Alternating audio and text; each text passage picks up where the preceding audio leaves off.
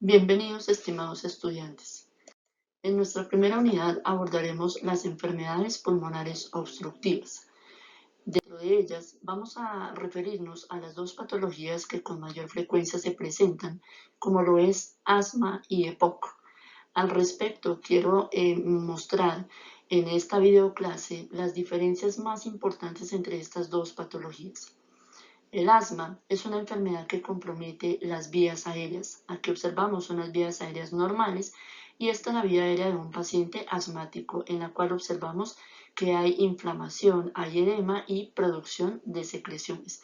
En esta patología la obstrucción de la vía aérea es lo característico.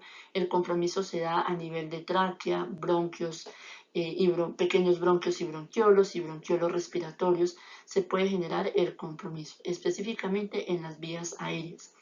En el paciente con EPOC vamos a observar asimismo a nivel de las vías aéreas inflamación, edema y producción de secreciones. Pero también puede haber un compromiso a nivel del parénquima pulmonar, del alvéolo específicamente, ocasionando destrucción de sus paredes. Esto es lo que conocemos cuando la alteración se presenta específicamente a nivel de las vías aéreas, es lo que clínicamente se conoce como bronquitis crónica, la cual se caracteriza porque el paciente presenta tos con expectoración durante 3 meses por más de 2 años. Mientras que cuando el compromiso es a nivel alveolar, hay destrucción de las paredes, es lo que conocemos como enfisema. En el paciente con EPOC, la obstrucción, a diferencia del asma, la obstrucción es permanente y es progresiva.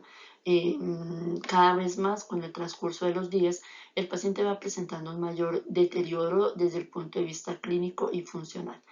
Adicionalmente, hay otra diferencia entre estas dos patologías y es que, tal como lo mencioné ahorita, en el asma la patología es, los síntomas son variables.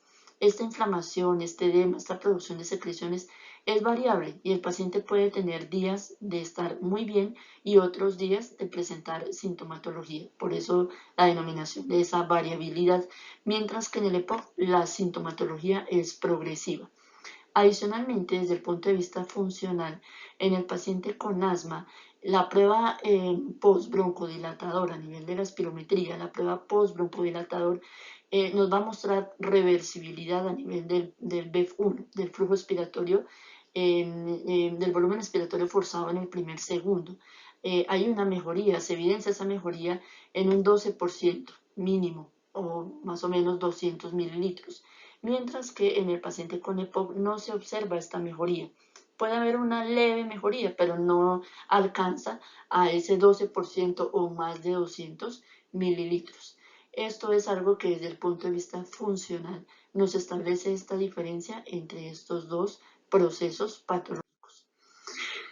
Desde el punto de vista clínico, aquí para mostrarles también, pues en cuanto a la edad de inicio, hay una diferencia entre el asma y el EPOC. En general, el asma se caracteriza porque predomina o se presenta mucho más en la infancia, mientras que el EPOC se presenta en pacientes adultos o de edad avanzada.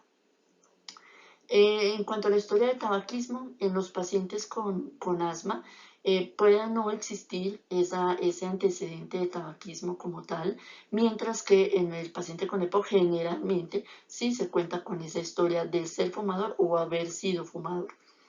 Con respecto a la atopía, esto sí es característico del paciente con asma, vamos a encontrar que hay unos antecedentes o una historia que nos indica, nos reporta estos procesos atópicos en el paciente, mientras que en el EPOC este hallazgo no es común. En cuanto a las exacerbaciones, en el paciente con asma son poco frecuentes, mientras que el paciente esté controlado, llevando a cabo su tratamiento farmacológico en óptimas condiciones, el paciente va a tener un control adecuado de sus síntomas. En el EPOC sí se observa con mayor frecuencia la presencia de estas exacerbaciones, que significan un aumento en la intensidad o en la severidad de la sintomatología. Y en cuanto a la historia familiar, en el asma es común encontrar pues, esos antecedentes familiares de asma o de procesos alérgicos, mientras que en el EPOC no es frecuente este hallazgo. Bueno, espero con estos puntos claves haber dado apertura a esta primera unidad. Espero que con el abordaje de la unidad didáctica puedan ustedes profundizar muchísimo más en este tema. Gracias por la atención.